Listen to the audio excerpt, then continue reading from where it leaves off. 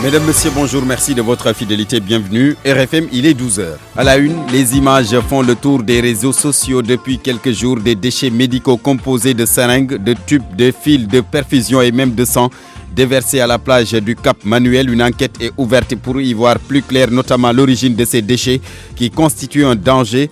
À l'hôpital Aristide Le Dantec, les responsables ne veulent pas polémiquer sur la question. Eh bien, c'est parce qu'ils se disent très attentifs à la gestion des déchets médicaux. La preuve, l'incinérateur de l'hôpital tourne à merveille en longueur de journée, constat lors d'une visite guidée. France Dégage, vient de lancer une pétition pour obtenir la libération de Guy Marius Sagna. Le but est de recueillir plus d'1 million de signatures qui vont être déposées auprès des ambassades accréditées à Dakar. L'arrestation de Guy Marius Sagna est injuste selon ses camarades. L'alerte vient de la société civile, des autorités locales, des maraîchers. La zone des Niayes risque de disparaître à cause du bradage des terres. Plusieurs hectares ont été attribués à des compagnies minières.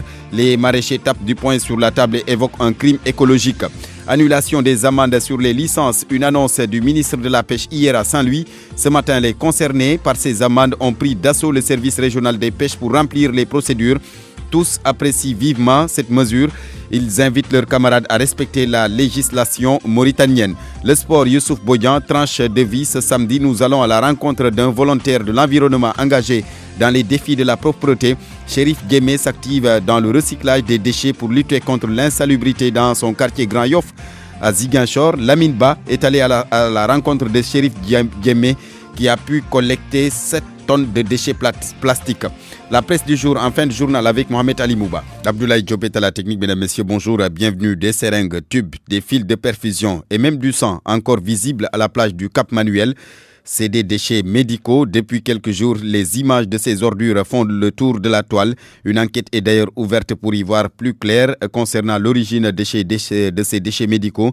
L'Océanium, qui déplore la situation, annonce une journée de nettoiement le 29 février prochain. Notre reporter Aïssatou Faye-Bodian a fait le tour à la plage du Cap. Une plage déserte, calme, ensoleillée, de petites vagues viennent s'échouer. Seul Timéra, trouvé sur les lieux, il fait sa ronde matinale depuis 1 an. Il nous confie n'avoir jamais vu de déchets biomédicaux sur place. J'ai rien vu. Tout le matin, je viens ici, je fais tout. Je fais demi-tour, après je retourne à la maison. Ça fait 1 an. Ni de seringue, ni rien du tout. Ni. Il ramasse les bouteilles. Le boudjman, il ramasse les bouteilles. À part ça, je ne vois rien. Les seringues, je ne vois rien du tout. La force des vagues a entassé les fils de perfusion, les poches de sang, les tubes de prélèvement sanguin où les restes de sang sont toujours visibles par endroits tout au long de la plage, mélangés aux ordures ménagères. Choqué de voir des déchets biomédicaux sur la plage, Riyad Kawar de Océanium lance l'alerte. Concernant les déchets de la plage Le Dantec, ce qui a été fait donc, on a donc montré dans les réseaux sociaux l'impact environnemental grave aujourd'hui dû à ces déchets-là, des hôpitaux. Quelques jours plus tard, sur la plage sont rapidement arrivées des autorités. Dès lors, une enquête est ouverte. À ce jour, ce que je sais moi, c'est de la part donc des gendarmes que j'avais rencontrés sur la plage, c'est qu'une enquête a été ouverte pour situer les responsables, les tenants et les aboutissants. Océanium lance son appel pour une journée de nettoiement de la plage pour le bien-être environnemental et sanitaire de la population le 29 février prochain. C'est donc une alerte et l'hôpital Aristide Le Dantec se dit désormais très attentif à la gestion des déchets médicaux. Les responsables de la structure sanitaire refusent de polémiquer sur ces ordures trouvées à la plage du Cap Manuel. Le chef du service des soins infirmiers estime que le plus important c'est de s'investir pour que ces genres de dérives cessent au Sénégal. Dib Korsen a d'ailleurs organisé une visite guidée pour montrer que l'incinérateur de l'hôpital Le Dantec fonctionne à merveille et en longueur de journée. Awambaye a participé à la visite. Dans une petite pièce de quelques mètres carrés, une machine noire imposante occupe une grande partie de l'espace. L'incinérateur de l'hôpital Aristide Le Dantec dégage une forte chaleur qui vient des flammes du four qui brûle les ordures. Le rôle de cet appareil, transformer les déchets solides en cendres. Dib Korsen, le chef du service des soins infirmiers de l'hôpital Aristide Le Dantec, explique le processus de traitement de ces déchets classés en 2 catégories, ménagères et biomédicales. La machine est suivie trimestriellement. Il y a un contrat de maintenance et qui fait que tous les 3 mois, le technicien arrive, supervise, etc. Parce que cette machine, nous la considérons comme un service de réanimation, nous la considérons comme le service du bloc opératoire et comme la maternité. Tous les sachets de couleur rouge contiennent des déchets biomédicaux. Tout ce qui est déchets biomédicaux, que ça soit chirurgie, médecine, peu importe, d'où ça vient, on met là-dedans. Ne cherche pas en ce moment leur provenance, on doit les brûler. Tout sachet noir que vous voyez, ça va à la décharge municipale. Tout sachet rouge que vous voyez, ça va à l'incinérateur. Il y a quelques moments, l'incinérateur a connu une panne et les ordures se sont entassées jusqu'à déborder. Et vous avez vu aussi comme c'est étroit et on ne pouvait pas aussi le jeter ou le laisser dans la cour de l'hôpital. Voilà ce qui a amené le tollé, mais bon, on s'est mobilisé, on a géré et jusqu'à présent c'est ce qui continue. Dans cette affaire, Dip Korsen n'exclut pas la responsabilité de l'hôpital et n'accuse pas non plus les autres structures. Pour lui, il faut gérer désormais avec beaucoup plus de rigueur les déchets. Ce dont il est important actuellement, c'est de faire de sorte que cela ne se reproduira plus. C'est nous, ça cesse. C'est les autres, on va surveiller. Et si ça se répète, on va dénoncer. L'hôpital Aristide de Le Dantec est un établissement hospitalier public qui a autour de lui plusieurs autres structures privées qui produisent elles aussi des déchets dont le mode de traitement reste inconnu. À Bambaye, une journée de nettoiement et de sensibilisation sur les dangers des déchets biomédicaux est prévue donc le 29 février prochain. Ce sera en partenariat avec le ministère de l'Hygiène publique, le ministère de la Santé et des associations de lutte pour la protection de l'environnement. Selon nos informations, ces déchets biomédicaux seraient également présents dans d'autres plages de la capitale. La polyarthrite rhumatoïde, une maladie handicapante si elle n'est pas bien prise en charge. Cette pathologie qui n'est pas bien connue touche le plus souvent les femmes. L'autre problème, seuls 3 hôpitaux sont aptes à soigner la maladie. Eh bien, les patients qui ont organisé une randonnée pour sensibiliser sur la maladie ce matin en ont profité pour interpeller les autorités. Dédé Didi, l'initiatrice de la randonnée au micro d'Awambaye. J'ai créé une randonnée pédestre, une activité sociale pour la santé liée à la polyarthrite rhumatoïde qui est une maladie très peu connue au Sénégal. Cette randonnée, c'est pour sensibiliser l'opinion publique parce que les femmes souffrent en silence avec cette maladie. Elle n'est pas connue et elles ne connaissent pas, la plupart d'entre elles ne sont pas diagnostiquées et ne savent pas qu'elles sont atteintes jusqu'à ce que ce soit trop tard, c'est-à-dire jusqu'à ce que leurs membres soient déformés. La prise en charge coûte excessivement cher et les couches pauvres de la population ne peuvent pas se payer le soin d'aller se faire suivre par un médecin, ni d'acheter les médicaments, ni de faire les analyses. Et on n'a que 3 hôpitaux qui soignent la polyarthrite rhumatoïde ici au Sénégal, Dantec, principal, et l'hôpital d'Al Djam. Donc tous les malades du Sénégal sont obligés de se déplacer de partout, de toutes les régions pour venir se soigner à Dakar. Donc c'est très très compliqué. RFM, la radio de toute l'actualité. Je vous l'annonçais en titre, annulation des amendes sur les licences, une annonce du ministre de la Pêche et de l'Économie maritime hier à Saint-Louis. Ce matin, les concernés par ces amendes ont pris d'assaut le service régional des pêches pour remplir les formalités, les procédures. Donc, tous apprécient vivement la mesure et invitent leurs camarades à respecter la législation mauritanienne. Mohamed Nabissila. Sur les quais de pêche de Guet-Ndar, les activités ont repris avec un peu plus d'intensité. Ici, l'annulation des amendes portant sur les licences de pêche sont bien appréciées. Baye Bolifal, Mahogamendiaï sont tous des pêcheurs. Les licences sont arrivées. C'est un bonheur pour Guet-Ndar. La licence est règlement.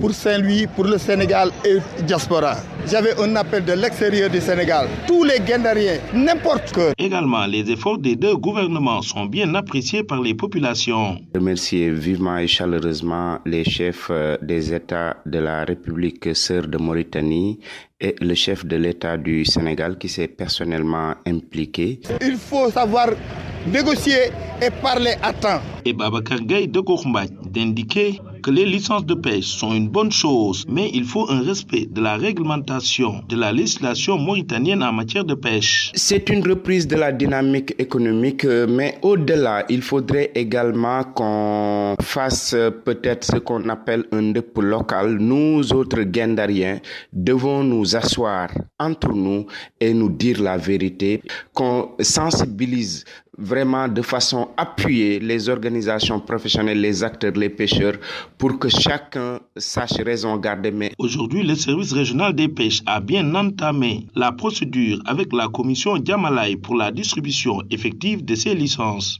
qui va nécessairement relancer l'activité économique dans la vieille ville. RFM Saint-Louis. Mohamed Nabissila, tout autre chose à présent, bradage des terres de la zone des Niayes, plusieurs hectares ont été attribués à des compagnies minières, ce qui intrigue maraîchers, membres de la société civile et même conseillers municipaux. Ils dénoncent un crime écologique qui peut mener à la disparition du maraîchage de la zone des Niayes. Cheikh Anta Diop. Bradage des terres, l'occupation des surfaces cultivables par les sociétés minières hante le sommeil des agriculteurs de la zone des Niayes. Des acteurs au développement maraîcher et des élus locaux se sont rencontrés à Darou Khoudoss dans le département de Tivaouane pour se pencher sur la situation. Oumar 6, membre de CADEX, centre de recherche. Et la superficie totale occupée avoisine un peu les 431 000 hectares. Effectivement, toute cette bande, même les villages qui se trouvent dans cette zone, sont dans des concessions minières. Aussi bien producteurs agricoles qu'habitants, ces gens-là peuvent se retrouver dans la rue parce qu'effectivement, la compagnie a besoin de ces terres. Ces producteurs maraîchers s'érigent en bouclier pour leur faire face, mais au-delà, ils proposent à ces sociétés minières de donner aux paysans les terres déjà exploitées. Ndiaga Ndiaye, jeune producteur. Absolument, que les entreprises qui sont là puissent quand même mettre à disposition de ces populations, notamment les paysans ou les agriculteurs, la possibilité de pouvoir reprendre les terres qui sont déjà exploitées. Avec l'implantation de ces usines, l'écosystème est menacé. Oumar Bass, le président de l'Association pour la promotion des produits agricoles du Sénégal. Aucune de ces communes, que ce soit Mewan, Darou Khoudoss, Taïba Ndiaye, Mboro, ne peut dire qu'ils ont bénéficié d'une manière ou d'une autre de retombées qui viennent de la présence des sociétés minières. Il n'y a pas de retombées. La cause est bien entendu, les autorités locales comme administratives sont interpellées sur cette lancinante question. RFM Thiès, Cheikh Anta Diop. Cheikh Anta Diop, suspension des exportations des graines d'arachide. Cette dérogation du gouvernement est bien accueillie par le collectif des producteurs et exportateurs de graines. C'est une mesure qui va, selon eux, les permettre d'évacuer les stocks en place. Le stock en place estimé à 30 000 tonnes. Le directeur de la division de la protection des végétaux se réjouit de la bonne qualité des graines, mais déplore quand même le manque d'organisation qui aujourd'hui caractérise les exportations. Ibrahim Diamé. La mesure relative à la suspension des exportations de graines d'arachide n'a pas été aussi surprenante chez les exportateurs. Selon le président du collectif des exportateurs de graines d'arachide, Copega, cela a été fait de commun accord avec eux et que la préservation des semences va d'ailleurs de leur intérêt. Habib Diam, président du Copega. Parce que chaque année, si vous vous rappelez, on procède à une suspension quand même de la campagne à un certain moment donné pour préserver les semences. Parce que cela va de notre intérêt, nos exportateurs et de tous les acteurs. Parce que s'il n'y a pas de semences, demain il n'y aura pas de production. C'est-à-dire qu'en commun accord avec le ministre de l'Agriculture, on a suspendu les exportations. Et mieux encore, le gouvernement a joué à la souplesse pour leur permettre d'évacuer leur stock en instance. Il y avait quand même vraiment une congestion de conteneurs au niveau du port et que tout le monde ne pouvait pas acheminer les graines. C'est pour ça que les encours, on les a évalués, on les a identifiés aussi les acteurs qui ont ces encours et l'État a donné des dérogations à ces entreprises-là pour pouvoir évacuer ces graines-là. Du côté de la direction de la protection des végétaux, l'on se félicite de la qualité des graines exportées. Aucun rejet n'a été enregistré, ont-ils fait savoir, mais le manque d'organisation dans le secteur pose problème. Abdoulaye Ndiaye, chef de la division phytosanitaire au niveau de la DPV. Parce qu'en réalité, ça n'a pas du tout été facile pour les services techniques. Nous avons essayé de nous y adapter, mais je pense qu'il y a un important travail de fond à faire pour réorganiser en tout cas les opérateurs exportateurs. Pour un objectif de 475 000 tonnes, le Copega a pu collecter 460 000, soit un taux de plus de 80% jugé assez satisfaisant par les acteurs. Ibrahim Diamé Kaolack, Radio Futur Média. Ibrahim Diamé, nous parlons de cette affaire Mamatoro à Ziguinchor. Vous vous souvenez peut-être de cette découverte macabre.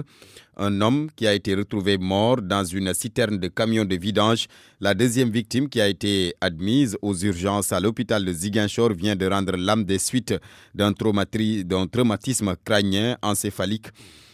Un coup dur pour l'enquête qui a été ouverte. Les détails avec notre correspondant Ziguinchor, Lamine Ba. Admis dans un premier temps aux urgences, puis transféré au service de réanimation pour tenter de le maintenir en vie, Amadi Bacha, l'une des 2 personnes retrouvées dans la citerne du camion hydrocureur à Mamotoro, a fini par succomber à ses blessures. Les médecins auront tout tenté, mais les traumatismes crâniens qu'il présentait ne lui ont laissé aucune chance. Martial Kolibop est le directeur du centre hospitalier régional de Ziguinchor. Oui, en réalité, il s'appelait d'ailleurs monsieur Amadi Bacha, âgé de 30 ans, est malheureusement décédé. Mais il faut reconnaître que les agents ont fait tout le nécessaire qu'il fallait pour le sauver. En réalité, quand il était reçu aux urgences, les médecins ont décidé de l'amener au niveau de l'AREA pour une meilleure prise en charge et une surveillance beaucoup plus rapprochée. Tous les jours qu'il a été à l'AREA, il y avait une prise en charge adéquate. Ce qu'on dit, l'homme propose, Dieu dispose. Malheureusement, ce n'était pas le souhait, mais il est décédé. L'hôpital régional de Ziguinchor a émis le certificat de genre de mort et les enquêteurs en ont été informés, explique Martial Kolibop. Nous, notre rôle, c'est d'abord la prise en charge et quand les autorités nous demandent certains papiers, nous leur délivrons.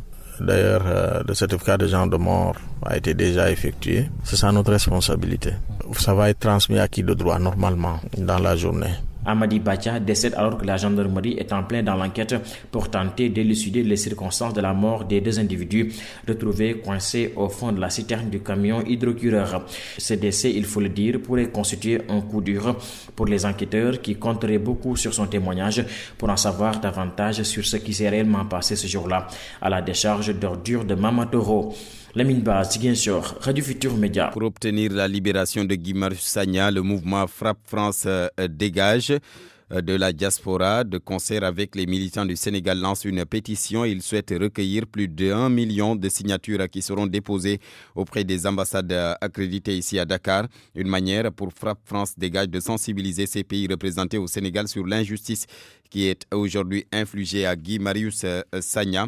Ousmane Ouad, le délégué général de Frappe France dégage au téléphone avec Pape Bestiba. Il y a nos camarades activistes qui sont au niveau de la diaspora qui ont lancé cette pétition et que cette pétition vise 1 million de signatures, sinon même plus, afin de pouvoir déposer dans les ambassades un peu partout dans le monde. Maintenant, c'est juste un combat qu'on va déclencher allant dans le sens de la libération du camarade Guy Marius Sagna. Nous sommes entièrement responsables et que nous pensons que nous pouvons booster cette pétition afin que les gens puissent signer davantage et que nous avons commencé même à partager dans nos pages, dans nos groupes et partout où on pense que les gens pourront signer. Maintenant, l'autre chose, il y avait les détenus avec Guy Marius Sagna qui envisagent de faire une pétition au niveau de l'université où nous visons également plus de 50 000 signatures afin que le camarade puisse être libre et qu'on rétablisse ses droits. Est-ce que l'ambassade de France sera concernée par le dépôt de ces signatures? Bien sûr que oui, je pense que nous n'avons pas de problème avec l'ambassade de la France. Nous pensons que même l'arrestation du camarade Guy Marius Sagna, il y a derrière la mainmise de la France et que nous savons que depuis un certain temps que Emmanuel Macron commence à prononcer en disant que nous sentons cette fibre anti-français. Il vise les activistes dans son discours et que si jamais ça tombe juste, c'est parce que nous sentons qu'il y a derrière la mainmise de la France. Ousmane Ouad, le délégué général du mouvement Frappe France dégage. Célébration hier de l'an 34 du rappel à Dieu de l'historien Cheikh Anta Diop. Hier, lors de la cérémonie de lancement du cycle de grandes conférences pour revisiter les découvertes et autres recherches du pharaon du savoir, le directeur du COUD, Abdoulaye Sow, a demandé aux étudiants de cesser tout acte de violence au sein du campus. Eh bien, c'est parce qu'il demeure convaincu que ce lieu doit être un cadre d'échange intellectuel. Une invite bien accueillie par les concernés qui, à leur tour, demandent aux autorités de les accompagner. En ce sens, un reportage à l'université Cheikh Anta Diop, signé Oumou Kalsoumli. L'appel lancé par le directeur général du Centre des œuvres universitaires de Dakar aux étudiants à faire de l'université un lieu d'échange intellectuel et non un champ de bataille enchante ces étudiants rencontrés. Je pense que c'est un lieu qui ne se marie pas bien avec le concept même de violence. On doit éradiquer ce phénomène vite fait et bien fait. Et pour cela, le directeur du COUD a bien fait d'appeler les étudiants à en discuter, à en parler, de prendre des mesures. Ici, c'est un lieu d'apprentissage, mais pas de faire la grève, de se bagarrer comme des enfants, quoi. Edoussi, étudiant à la faculté des sciences juridiques et politiques, pense que les étudiants ne doivent pas cultiver la violence au sein de l'université. Il invite ses camarades à faire de ce cadre une plateforme de recherche. Entre étudiants et étudiants, il y a trop de violence, surtout durant les élections. Ouais, vous voyez des étudiants qui prennent des coupes comme des rebelles, entre guillemets. Ouais, vraiment, je le déplore. Avec cet appel, les étudiants sont prêts à changer de comportement. Ils restent convaincus que l'université doit toujours rester un temple du savoir. Et oui, comme le nom l'indique, université temple du savoir. Ouf de soulagement des populations de Sédhiou après l'installation du tribunal de grande instance de la région. Fini maintenant les longues distances et les dépenses faramineuses pour ester en justice quelqu'un ou pour disposer simplement de certains papiers administratifs ou judiciaires. Max Clid Kamfani. Le tribunal de grande instance, c'est une vieille doléance des populations. Fini le labeur des populations. Elles ont longtemps attendu l'installation du tribunal de grande instance. Les populations de Sédhiou. Aujourd'hui, c'est chose faite. Karfa Samaté, maire de la commune de Djahomey, se réjouit de ce rapprochement de la justice aux justiciables. Il y a l'approchement des administrés, sinon des justifiables, au tribunal de grande instance de Sédhiou.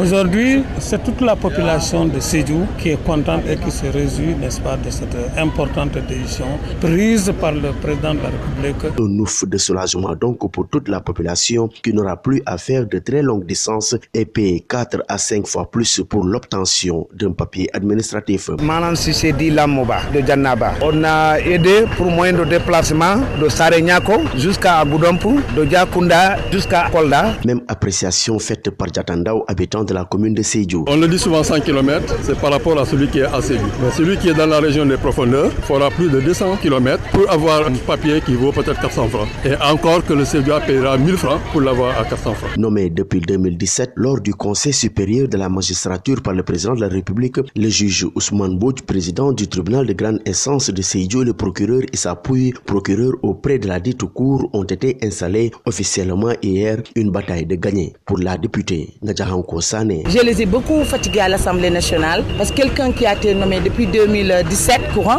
et jusqu'à présent on n'a pas pu l'installer. À partir d'aujourd'hui, nous n'allons plus à Kolda pour des problèmes de registre de commerce ou de casier judiciaire. C'est fini. Sédhiou, Max Euclid Kamfani, RFM. Bonjour Youssouf Bodian. Bonjour Barthélémy. Karaté d'abord, c'est pour parler des championnats d'Afrique qui se poursuivent à Tanger au Maroc. Le Sénégal a enregistré ses premières médailles ce matin chez les seniors. Le bronze pour Fallou Mbeng, 76 kg, et Mamadou Lamine Sek en junior. Le bronze pour Cheikh Ahmed Tidiane Konaté, 68 kg. Chez les cadettes, Maïmouna Niang et Binata Diop ont également décroché des médailles de bronze. La première journée n'a pas du tout été bonne pour la délégation sénégalaise. Les têtes d'affiche Magat Sek, le capitaine Moundor Sen, également Maman Ami John, Abdoulahat Sissé ont tous été éliminés en demi-finale. Ils vont donc disputer des finales de bronze demain dimanche, à suivre également l'entrée en jeu de nos équipes, l'équipe masculine et l'équipe féminine. C'est ce samedi, ça se passe donc au Maroc, à Tanger, on le rappelle. Le Sénégal avec son équipe féminine est championne d'Afrique en titre, un titre donc que les Lions vont tenter de conserver à Tanger. Barthélémy. Du football, c'est pour parler de la 9e journée qui démarre cet après-midi. 3 matchs au programme. Le leader Teungueth FC qui reçoit Mbour Petite Côte à 16h au stade Ngalandou Diouf. Les Rufisquois, seule équipe invaincue avec 3 buts concédés, font face à la deuxième meilleure défense ex-aequo. Le club de la Petite Côte, entraîné par un Italien, a encaissé 5 buts en 8 journées. Au stade Amadou Barry de Guédiawaye, 16h30, Dakar Sacré-Cœur 2e reçoit NGB. Une belle affiche attendue sur la Petite Côte. Djambar qui défie le Djaraf de Dakar.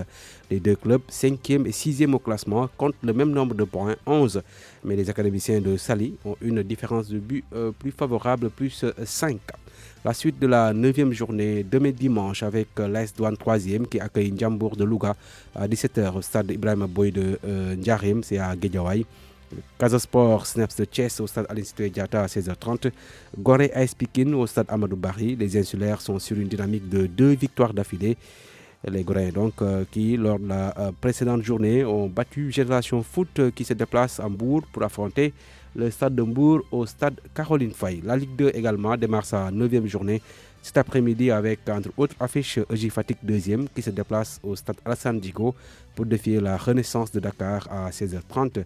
Notez également que la Sonacos de Diourbel joue contre Amitié FC au stade Lamine Gueye à 16h30, Jamono Fatick Demba Diop au stade Massène Sène de Fatick, et puis GFC Pro qui joue US Ouakam au stade Ibrahima Boy. La suite sera demain et lundi, Barthélémy. Du foot féminin avec l'équipe nationale qui entame à nouveau un stage. Elles sont donc 19 joueuses convoquées par le sélectionneur Mamoussa Sissé.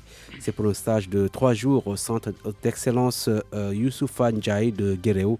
Les Lions préparent le tournoi de l'UFOA Zone A qui va se dérouler en Sierra Leone. Une compétition qui devrait donc permettre au Sénégal de préparer son match contre le Libéria en avril. C'est pour le compte des éliminatoires de la prochaine CAN. Le Sénégal donc qui a les moyens de se qualifier pour une deuxième CAN après 2012. C'est la conviction de la capitaine de l'équipe, Safetou Sagna, que je vous propose de suivre. Ça fait maintenant 3 mois à 4 mois que nous sommes en regroupement. Le début c'était un peu difficile parce qu'on était en vacances. Donc les filles, c'est pas comme les hommes. Après les vacances, ils vont aller jouer au Nawetan. Mais pour les filles, on s'arrête. Donc c'était un peu difficile, mais là on s'est adapté. L'effectif a été rajeuni. Il y a des anciennes comme moi qui faisaient partie de ceux qui ont qualifié l'équipe en 2012 pour la première fois à la CAN. Il y a d'autres, il y a 5 à 6 anciennes. Donc il y a aussi des nouvelles, des U20.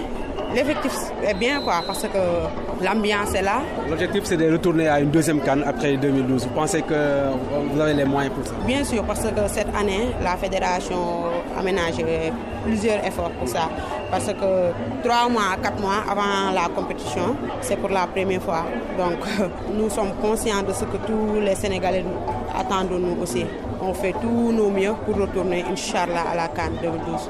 D'abord, ce sera ce tournoi de la zone A à ce mois de février. Quel sera l'objectif de l'équipe? L'objectif, c'est le trophée. Parce que 2015, nous avons été en Côte d'Ivoire. 2017 aussi, même chose. Cette fois, c'est au Sierra Leone. L'objectif, c'est la Coupe, Inch'Allah. Safetou Sagna, capitaine de l'équipe nationale senior féminine de football. L'équipe junior, elle, entre également en regroupement lundi à Toubab Dialaw. Les Lioncelles qui préparent le match contre la Tanzanie. Une double confrontation comptant pour les éliminatoires de la Coupe du Monde junior 2020. Barthélémy. Un tour dans les championnats européens. Nous démarrons avec la première ligue anglaise où la 26e journée va démarrer tout à l'heure à 12h30. Everton reçoit Crystal Palace. Brighton qui joue contre Watford de Ismaïla Sarr. Le match est prévu à 17h30. Les autres championnats, l'Espagne où l'Atlético Madrid joue Granada. Le match est prévu à 20h. En Italie, le leader, la Juventus, se déplace à Hellas Vérone à 19h45. En Allemagne, le Werder de Borussia Dortmund plutôt se déplace sur la pelouse du Bayer Leverkusen. Le match est prévu à 17h30. En France, Olympique Marseille-Toulouse, 16h30. Notez également ce match entre Amiens et l'AS Monaco. Nice de Moussa Wagué qui reçoit Nîmes à 19h. Il y a également des chocs à suivre, Barthélémy, pour ce week-end, notamment en France où le Paris Saint-Germain va affronter l'Olympique Lyonnais. Ce sera demain, match prévu à 20h également demain. En Italie, le choc milanais entre l'Inter et le Milan AC. Le match est prévu à 19h45, Barthélémy. Merci beaucoup Youssouf Bodian. 12h30, place maintenant à la rubrique Tranche de vie. Ce samedi, nous allons à la rencontre de Chérif Djemé, volontaire de l'environnement, engagé surtout dans les défis de la propreté. Sans emploi, il s'active dans le recyclage des déchets pour lutter contre l'insalubrité dans son quartier Grand Yoff de Ziguinchor. Chérif Djemé a pu collecter plus de 7 tonnes de déchets plastiques, mais aussi près de 500 kg de déchets électroniques.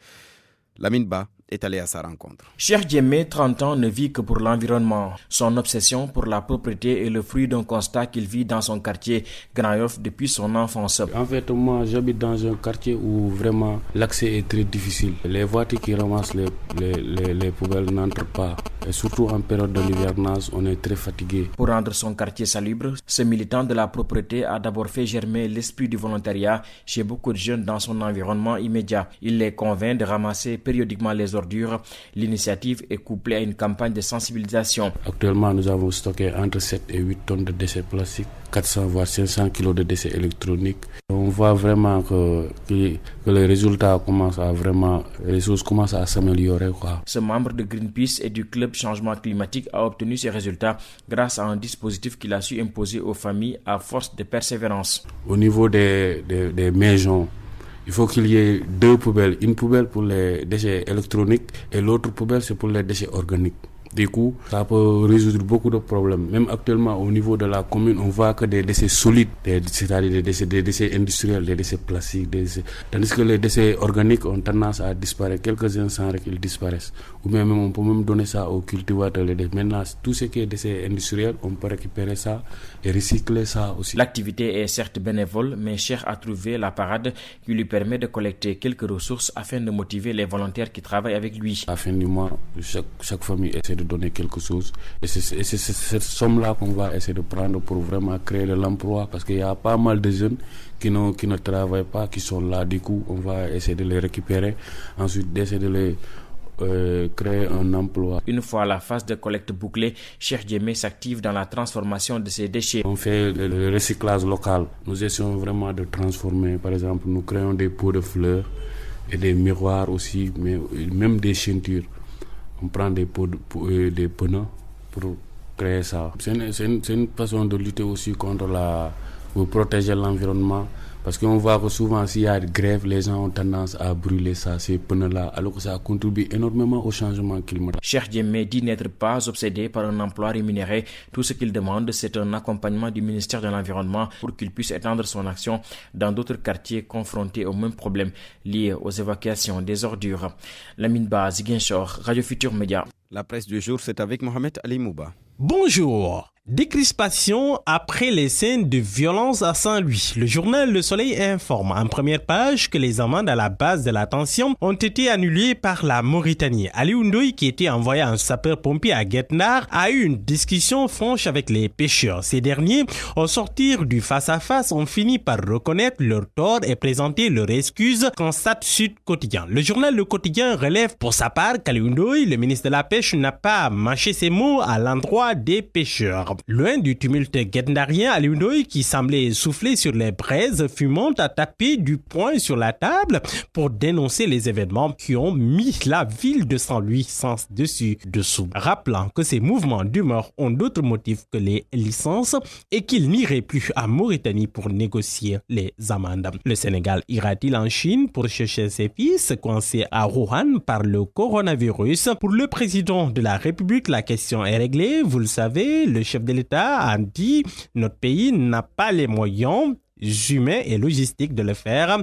Il l'a dit en début de semaine. Eh bien, ce matin, le médiateur de la République, Maître Alioune Badara Cissé, lui dit non. Monsieur le Président, qui veut peut et source A de le citer en ces termes. Mon frère mettait en branle la toute-puissante machine de l'État pour redonner le sourire à ces familles dont vous demeurez le seul espoir et de poursuivre que l'incurie de ceux qui vous déconseillent de toujours bien faire puisse être traité à Wuhan. Wuhan, l'épicentre de l'épidémie. Mon confrère Andédu KBC ne danse pas le tango avec le maquis. Du nouveau dans la saisie de 750 kg de cocaïne en haute mer, l'équipage du 3e navire arrêté en Gambie. L'observateur qui donne la nouvelle note que finement et dans la grande discrétion, Dakar et Banjul ont, dans le cadre de la coopération policière, traité la procédure relative à la saisie du 3e navire qui avait réussi à échapper au moment de la saisie au large de Dakar des 750 kg de cocaïne. Banjul, qui a réquisitionné le dit navire, a livré jeudi dernier les membres de l'équipage à l'OCRTIS,